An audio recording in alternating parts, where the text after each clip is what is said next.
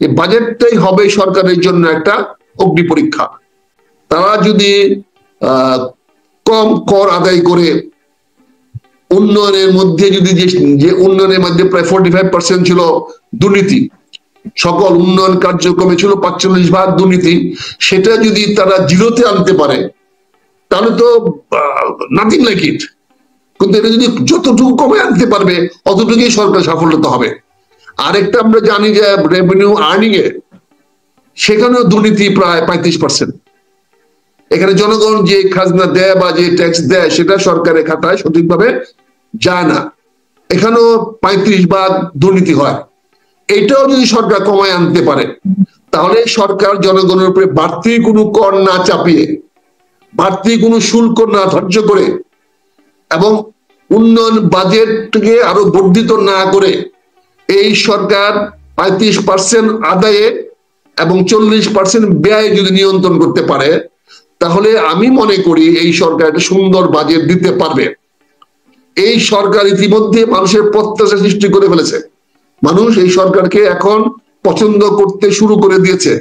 দেশের অনেক অর্গানাইজেশন, অনেক প্রতিষ্ঠান কাজ শুরু করেছে, তারা কাজ করতেছে। কাজে মানুষ হয়তো অপেক্ষা করতে পারে, মানুষ হয়তো সরকারকে আরো সময় দিতে পারে। ফলে নির্বাচনের তারাটা জনগণের মধ্যে তত বেশি একটি প্রতিক্রিয়া সৃষ্টি নাও করতে পারে। জনগণ নির্বাচনের জন্য তারা অনুভব নাও করতে পারে, কারণ জনগণ তো নির্বাচিত করে সরকার দেবে ভালো কাজ করার জন্য। তো এই সরকারে যদি ভালো কাজ করে তাহলে অসুবিধা কোথায়? আরেকটা সরকারের দরকারটা কি? আর ইতিমধ্যে রাজনৈতিক দলগুলো এই গত 8 মাসে তারা কেউই প্রমাণ করতে পারে না বেটার দেন আওয়ামী লীগ। একটি রাজনৈতিক দলও প্রমাণ করতে পারে না এখন পর্যন্ত যে তারা আওয়ামী লীগে অনুষ্ঠিত নীতি বিরোধিতা করে বা আওয়ামী লীগের পথে তারা হাঁটে না, বা শেখ হাসিনা রাষ্ট্র যেভাবে পরিচালনা করেছে শুধু আমরা মামুরা ছাড়া আর কেউ থাকবে না, এরকম ভাব সব রাজদলের মধ্যে আছে, সব দলের মধ্যে আছে। আমি কোন নামকরণ করছিলাম। কাজে এখানে জনগণও বুঝতেছে যে আবার রাষ্ট্রে তো মামুরাই আসবে। মামুরাই যখন আসবে তার চেয়ে ডক্টর ইউনূস সাহেব অনেক ভালো, ওনার বয়স অনেক হয়ে গেছে, আল্লাহ তাকে হায়াত দরজ হোক, তো উনি যে কদিন পাইছে আছে উনি বাংলার জন্য কিছু করে যাক। জনগণ সেই সুযোগটা দেওয়ার জন্য মানসিক প্রস্তুতি নিয়ে ফেলেছে, মানসিকভাবে প্রস্তুতি হয়ে গেছে। কাজেই এখন দেখতে হবে বাজেটটা কি করে। তবে আমি ব্যক্তিগতভাবে মনে করি যে এই সরকার নির্বাচন দিতে বাধ্য না এবং নির্বাচনে সরকার দিবেও না, এবং সে নির্বাচন দিতে গেলে সকল দল অংশগ্রহণ করবে বলে আমার মনে হয় না। কারণ এখানে যদি নির্বাচনটা হতে পারলে যেমন কারো সুবিধা আছে, আবার নির্বাচন হতে না পারলেও কারো সুবিধা আছে। এখানে 3টি বিষয় আমি সুস্পষ্ট বলতে চাই যদি আমাকে সময় দেন। একটি হলো, প্রথম কথা হলো এই সরকার মাননীয় প্রধান উপদেষ্টা ডক্টর মোহাম্মদ ইউনূস সাহেব কেন নির্বাচন দিবেন, কি প্রয়োজনে দিবেন?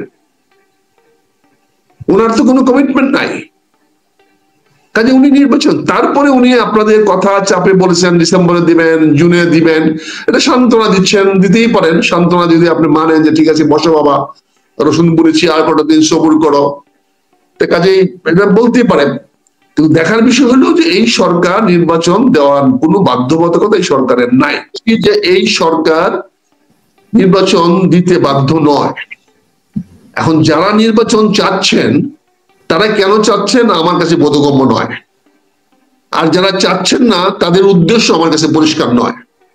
কারণ এখানে তবে এই সরকার প্লাস পয়েন্ট পাচ্ছে, এই সরকারের কামে কাজে অনেকেই সন্তোষ প্রকাশ করতেছে। এই সরকারের সামনে একটা অগ্নি পরীক্ষা আসতেছে বাজেট। এই সরকার যদি জনতুষ্টিমূলক একটা বাজেট দিতে পারে এবং বাজেটটা দিয়ে যদি দেশ এবং জাতিকে উন্নয়নের দিকে নিয়ে যেতে পারে, মানুষের কষ্ট লাঘব করতে পারে, দ্রব্যমূল্যের হ্রাস টেনে ধরতে পারে, দ্রব্যমূল্যের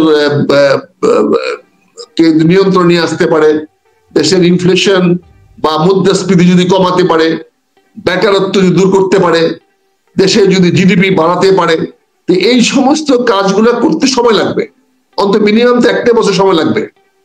কাজে এখান থেকে সরকার যে জুন মাস টার্গেট করেছে এখান থেকে বোঝা যায় যে এইবার জুলাই থেকে যে বাজেটটা হবে সেই বাজেটটাই সরকার তৈরি করতে যাচ্ছে। সেই বাজেটটা তারা মনে করতেছে জনতুষ্টিমূলক যে বাজেট দিবে, যেই বাজেটে জনগণ খুশি হবে, এবং যে বাজেটটি 1 বছরের মধ্যে থেকে বাস্তবায়ন করে জনগণের সামনে সরকার দেখাতে পারবে যে এই সরকার দক্ষ, এই সরকার কার্যক্রম, এই সরকার can perform better than any government, এই সরকার অতীতের যে কোনো সরকারের চেয়ে অনেক ভালো কাজ করতে পারে এবং পারবে, এটা তারা প্রমাণ করতে পারবে। কাজে এটা এই ঝুঁকিটা সরকার নিচ্ছে বলে তারা বলতেছে জুনের মধ্যে তারা হয়তো নির্বাচন দিবেন। এখন একটা বাজেট দরকার, বাজেটটা এখন মে মাসে আসতেছে, হয়তো আমরা মে মাসে বা জুন মাসে একটা বাজেট পেয়ে যাব। তো অপেক্ষা করতো বাজেট দেখার জন্য।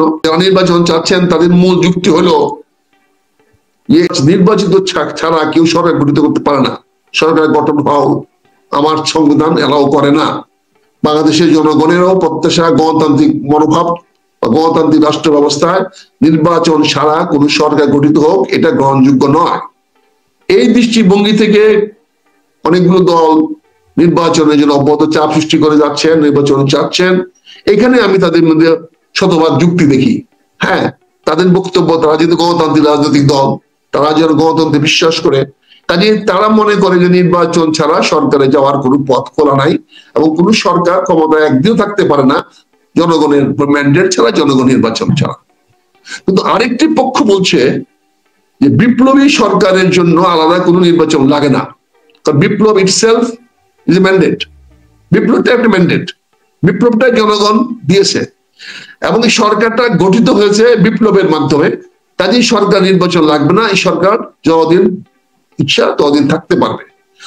এই সরকার সংবিধানের অধীনে যখন শপথ নিয়েছে তাৎক্ষণিকভাবে তারা বিপ্লবটাকে অস্বীকার করে ফেলছে, অর্থাৎ তারা বিপ্লবী সরকার নয়। এই যে ভুলটা হয়েছে, এই ভুলের খেসারত জাতিকে হয়তো আগামীতে দিতে হতে পারে, হয়তো আরেকটা বিপ্লবের প্রয়োজন পড়তে পারে। সেটাকে কাউন্টার বিপ্লব বলবেন না বিপ্লব উত্তর বিপ্লব বলবেন, সেটা সময় বলে দিবে। তবে এই সমাধান আরেকটা বিপ্লব ছাড়া হবে না, এর সমাধান নির্বাচনের মাধ্যমে হবে না। এই সরকার, আমি একই বলছি, নির্বাচন দেবে না। 2 নম্বর যে বিষয়টা আমি মনে করি সেটা হচ্ছে যে এই সরকার আছে, সরকার বলে যতক্ষণ জনগণ চায় ততদিন থাকবে। এখন জনগণ এই সরকারকে গত 8-9 মাস দেখেছে, সরকারের ভালো মন্দ জনগণ বিশ্লেষণ করছে। অনেকে সরকার তাকে প্লাস পয়েন্ট দিচ্ছে, পাস মার্ক দিচ্ছে, অনেকে ফেল মার্ক দিচ্ছে। এখন কারা পাস মার্ক দিচ্ছে, কতজন ফেল মার্ক দিচ্ছে, এটা তো আগে আবার নির্বাচন ছাড়া বোঝা যাবে না এবং এটা কোনো সুযোগ নাই। তৃতীয়টি হলো দেশের বিচার ব্যবস্থা, পুলিশ প্রশাসন এবং মূল প্রশাসন কে কত তাড়াতাড়ি দুর্নীতিমুক্ত এবং সক্রিয় করা যায় এবং কত তাড়াতাড়ি সেনাবাহিনীকে ব্যারাকে ফিরিয়ে নেওয়া যায়। যত তাড়াতাড়ি সেনাবাহিনী ফিরিয়ে যাবে তার মানে হলো দেশের পুলিশ প্রশাসন কাজ করতেছে, তার মনে বেসামরিক প্রশাসন কাজ করতেছে, তার মানে দেশের বিচার ব্যবস্থা মানুষের আস্থার মধ্যে আসছে। এই তিনটা যদি সরকার নিশ্চিত, এই 4টা পয়েন্ট সরকার নিশ্চিত করে ফেলতে পারে আগামী 2-3 মাসের মধ্যে বা ডিসেম্বরের মধ্যে যদি এই কাজগুলো করে ফেলতে পারে, তাহলে মনে হয় না জনগণ নির্বাচন চাইবে এই সরকারের কাছে। মনে হয় কেন জানি না একটা দেশীয় বা আন্তর্জাতিক পক্ষ বা চক্র তাদেরকে আসতে দিতে চাচ্ছে না। এই বিষয়টা যত তাড়াতাড়ি খোলাসা না হবে ততদিন পর্যন্ত রাজনীতিটা বা নির্বাচনমুখী রাজনীতি বাংলাদেশের তৈরি হবে না। কাজে আমি আপনাদের বলছি বিএনপি কোন রাজনীতি পথে আছে সেটা এখানে বলছি বিএনপি রাজনীতি সঠিক পথে আছে। বিএনপি তার নির্বাচনের চাপ অব্যাহত রাখতে হবে আর তার দলকে সংগঠিত করতে হবে আগামী যে কোনো রকম পরিস্থিতি মোকাবেলা করার জন্য। আচ্ছা, আপনি আমাকে একটা সোজা প্রশ্নের জবাব দেন। এখন বিএনপির কেন চাপ, কেন তারা চাইবে? আমেরিকার পারপাস কি বিএনপি সার্ভ করতে পারবে? ভারতের পারপাস কি বিএনপি সার্ভ করতে পারবে? এই দুইটি রাষ্ট্রই চাচ্ছে ভারত, চীন বিরোধী একটি চক্র, চীন বিরোধী একটি সরকার এখানে গঠিত হোক। কাজে বিএনপির পক্ষে তো কোনো অবস্থাতে ভারতমুখী পরিচালনা করা, ভারতমুখী সরকার গঠন করা সম্ভব না, করতে পারবে না। হয়তো চীনমুখী করতে পারবে না, এটা হয়তো সম্ভব হবে। চীনের প্রতি হয়তো শীতল সম্পর্ক রাখতে পারে রাজনৈতিকভাবে, অর্থনৈতিক গতি ঠেকাতে পারবে না। আমেরিকার সঙ্গে হয়তো একটা অ্যাডজাস্ট করতে পারে, কিন্তু সেই অ্যাডজাস্টমেন্টটাতে রিস্ক দিতে হবে, ঝুঁকি নিতে হবে। কাজেই আমি জানি না এই বিএনপি কি মানদণ্ডে বা কোন কি বলে কিসের বিনিময়ে তারা এই তিনটি পক্ষকে একটি জায়গায় আনতে পারবে, তিনটি পক্ষকে একটি সমীকরণে আনতে পারলে, একটি সমস্থলে আনতে পারলে হয়তো বিএনপি তাদের কাছে গ্রহণযোগ্য দল হিসেবে গঠিত হবে বা বিবেচিত হবে। আর বিএনপি যদি তাদের কাছে বিবেচিত হয় তাহলে নির্বাচন তো নো টাইম, এনি টাইম হয়ে যাবে, যে কোনো সময় নির্বাচন হয়ে যাবে। কিন্তু আগে অত্যন্ত দক্ষতা বিচক্ষণতা সঙ্গে একটা আন্তর্জাতিক কূটনীতিক চাল মাননীয় প্রধান উপদেষ্টা চালায় যাচ্ছেন এবং খুবই প্রকল্প ভাবে উনি সেইটা চালিয়েছেন। সেটা হচ্ছে উনি ফার্স্ট আমি তোমাদের সবার এন্টি। উনি সকল বিশ্ব শক্তিকে বলে দিয়েছে আমি তোমাদের এন্টি, আমি প্রো আমেরিকান না, আমি প্রো রাশিয়ান না, আমি প্রো চাইনিজ না, আমি প্রো ইন্ডিয়ান না, আমি প্রো পাকিস্তান না, আমি প্রো ইউ না, প্রো যুক্তরাষ্ট্র না, আমি তোমাদের সবার বিপক্ষে। আমাকে পক্ষে নিতে চাইলে তুমি আমার জন্য কি করবা বলো। ট্যাকটিক্সটা বুঝছেন, কূটনীতি চালটা বুঝতে পারছেন? উনি পরিষ্কার বলে দিয়েছে আমি তোমাদের কারোর সঙ্গে নই, আমি আমার জনগণের জন্য তোমাদের সঙ্গে থাকতে পারবো না। আমার জনগণের জন্য তুমি কি করতে পারবো আমাকে বলো, যদি আমি দেখি সেটা আমার জনগণের কল্যাণ হবে আমি তোমার সঙ্গে যাব। এই বলটা কিন্তু মাননীয় প্রধান উপদেষ্টা সাহেব অত্যন্ত বিচক্ষণতার সঙ্গে দক্ষতার সঙ্গে আন্তর্জাতিক মাঠে ছেড়ে দিয়েছেন এবং এই খেলাটা উনি ইজিলি আগামী 6 মাস 1 বছর খেলতে পারবেন। কারণ 6 বছর 6 মাস 1 বছরের মধ্যে এই সিদ্ধান্তে কোনো দলে আসবে না যে আমার পক্ষে বাংলাদেশ চলে আসুক। তারা সবাই বাংলাদেশের সঙ্গে একটা হাই হ্যালো সম্পর্ক রক্ষা করার চেষ্টা করবে। আপনি ইতিমধ্যে দেখেন IMF ক্লিয়ার চেক দেয়নি আমাদেরকে, IMF এ টাকা দেওয়ার টালবাহানা করতে। তার মানে কি? তার মানে ব্যাটে বলে এক হচ্ছে না, তার মানে আমেরিকান বলয়ের দিকে এই সরকার যেতে চাচ্ছে না। তার এই টাকাটা রিলিজ করলে হয়তো তখন চিন্তা করবে। তাহলে উনি উল্টা বেকাতে ফেলতে চাচ্ছেন IMF কে যে টাকা তো বেটা দিবি, আরো কত বেশি দিবি বল যদি আমার সমর্থন চাও। তো এই যে চালটা, এই চালটা উনি দক্ষতার সঙ্গে চালছেন এবং এটা বিচক্ষণ চাল, অত্যন্ত সুন্দর চাল এবং আমি মনে করি খুবই সময়োপযোগী। উনি তো বলেছেন যে আমরা একটা কথা বলেছেন না যে আমরা হলাম বিশ্ব খেলোয়াড়, আমাদের চেয়ে ভালো খেলোয়াড় পৃথিবীতে আর নাই। ওনার এই চালটার মাধ্যমে ওনার এই বর্তমান পররাষ্ট্রনীতি গ্রহণ করেছেন, যে যদিও প্রকাশ করেন নাই কিন্তু আকার ইঙ্গিতে যে বোঝা যাচ্ছে তাতে দেখেন। আপনি দেখেন তিনি সেনাপ্রধানকে পাঠিয়ে দিয়েছেন রাশিয়াতে। আপনি কি মনে করেন সেনাপ্রধান তার ইচ্ছা মতো রাশিয়া গেছে? এটা যদি মনে করেন সে বোকার সঙ্গে বাস করছেন। এখানে ব্যালেন্স অফ পাওয়ার হয়েছে। এখানে বলেছে যে আমি যদি কিছু করি দেখো রাশিয়ানরা সেনাপ্রধানকে তাই কিনে কান কথা শোনা দিছে, কি করে ফেলা জানি না।